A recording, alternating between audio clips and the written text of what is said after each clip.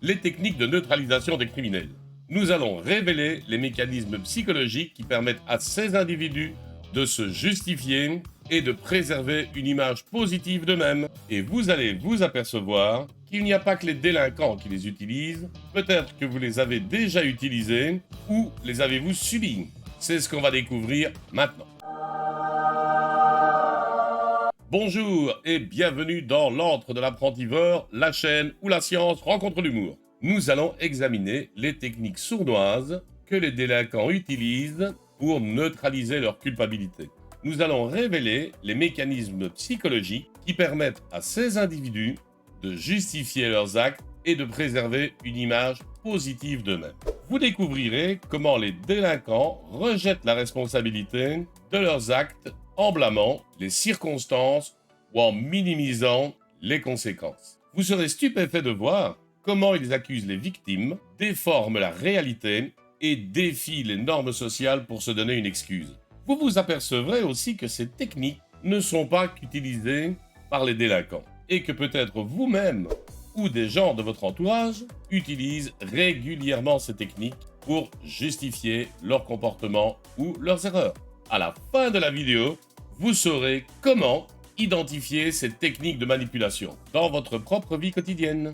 Cela peut vous aider à vous prémunir contre les influences négatives et à prendre des décisions plus éclairées. Restez bien jusqu'au bout pour connaître toutes ces tactiques et ne plus vous laisser abuser par elles. Et si ces sujets vous intéressent, n'hésitez pas à vous abonner. La neutralisation de la culpabilité, c'est un mécanisme de désengagement par lequel on va tenter de minimiser ou de justifier un comportement déviant. Pour soi-même, parce qu'il ne faut pas rigoler, hein.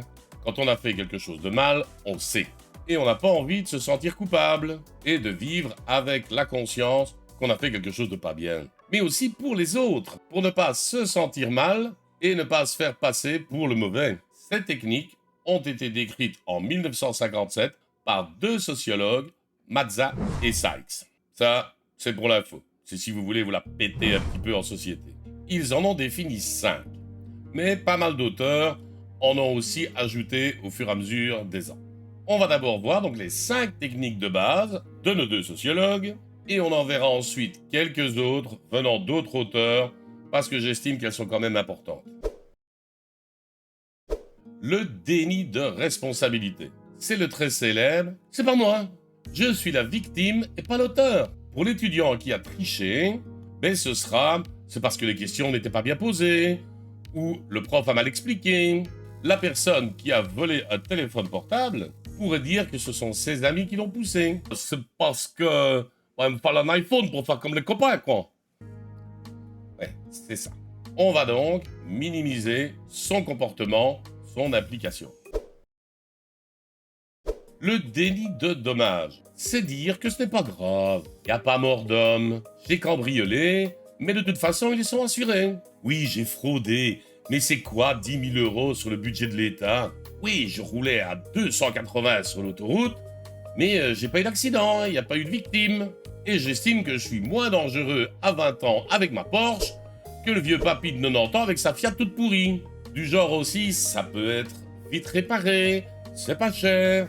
Le gars qui saccage un abri de bus va dire qu'il était déjà abîmé. Bah quoi, l'abri de bus, il était déjà presque cassé, c'est pas grave, quoi.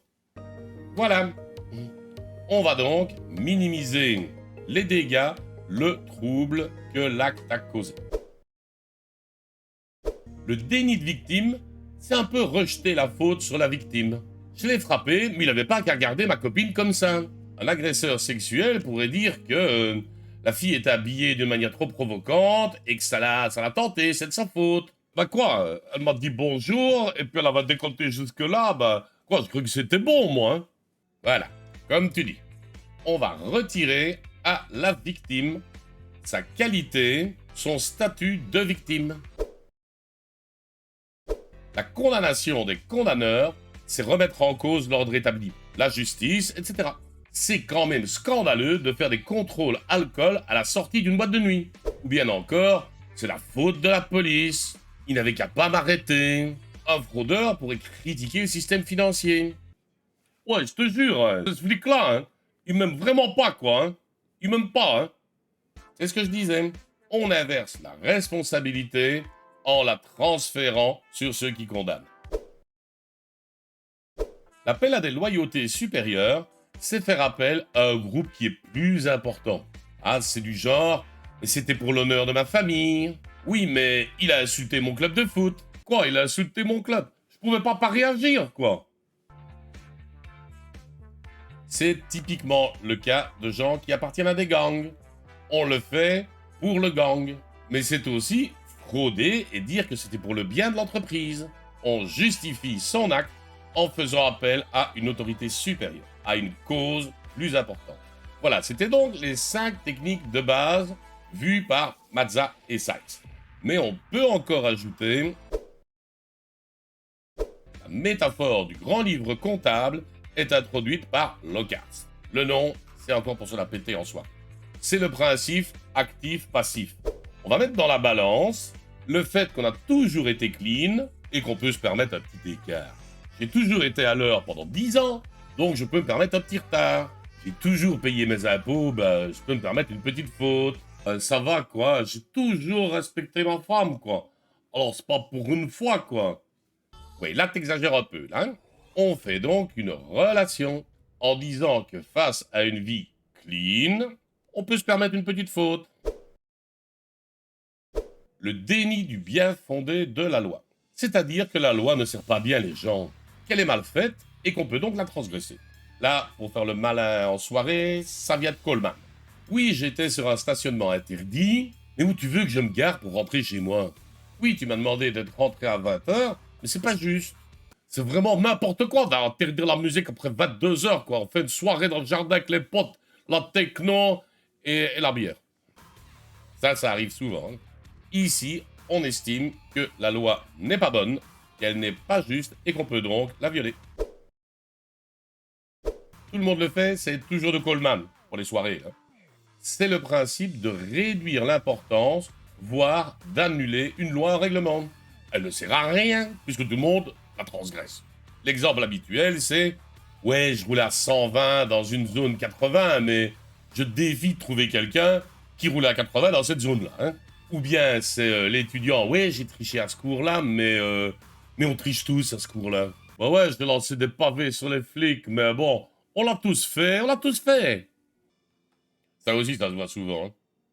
On se sert donc du fait que personne ne respecte la loi pour se permettre de la contourner.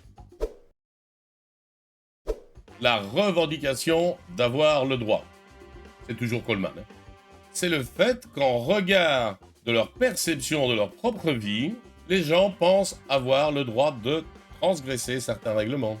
Du style, moi je conduis super bien, les limites de vitesse, c'est pas pour moi. Ou bien, je tiens super bien l'alcool, je peux me permettre de conduire en ayant bu un petit peu plus que les autres. Pour le gosse, c'est, ah j'ai eu un beau bulletin, je peux ne pas faire la vaisselle pendant 2 mois. Et attends, je paye mes taxes, j'ai encore le droit d'aller déposer mes poubelles où je veux. Ouais, c'est ça, et reste-y. Ici, en fonction de notre situation, on estime qu'on peut se permettre de violer une loi. L'état de nécessité. C'est fini pour Coleman, hein. Ici, c'est minor. Cool les soirées bientôt. C'est le fait de se justifier en invoquant un péril plus grand. Si je n'avais pas roulé à 160, j'aurais raté mon avion. Si je n'avais pas cambriolé le magasin, j'aurais pas pu payer le Minerval du gosse. Et il aurait été comment le repas de Noël si j'étais pas allé prendre le foie gras, le champagne, les huîtres et tout ça au magasin? Oui, c'est ça. Bon appétit. Ici, c'est un peu le principe de la fin justifie les moyens. On se dit que si on n'avait pas fait l'infraction, le résultat serait pire. Et voilà, ce sont donc 10 techniques que les délinquants utilisent pour se justifier et se donner bonne conscience. Et vous pouvez remarquer qu'elles sont utilisées par tout le monde dans la vie quotidienne aussi. Hein. Je suis sûr que vous avez déjà plein d'exemples en tête de ce que je viens de raconter. Et donc, j'espère que vous avez appris quelque chose, que vous avez su mettre des noms sur des situations que vous vivez très régulièrement, et j'espère que ça pourra vous servir à détecter cette technique de manipulation quand vous y serez confronté. et à ne pas vous laisser bluffer par elles et, qui sait, peut-être à les utiliser un petit peu moins vous-même. Je pense qu'on apprécie plus quelqu'un qui reconnaît ses fautes, voilà, je l'ai fait, que quelqu'un qui cherche des excuses continuellement. Et ça, au niveau des excuses, je pense que la majorité des gens s'en sert tout le temps.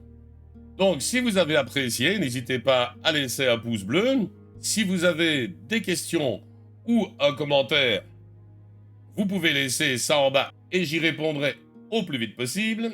Et n'hésitez pas à vous abonner pour en savoir toujours plus sur tous ces sujets, car je publie de nouvelles vidéos très régulièrement. Au revoir, à bientôt, ciao!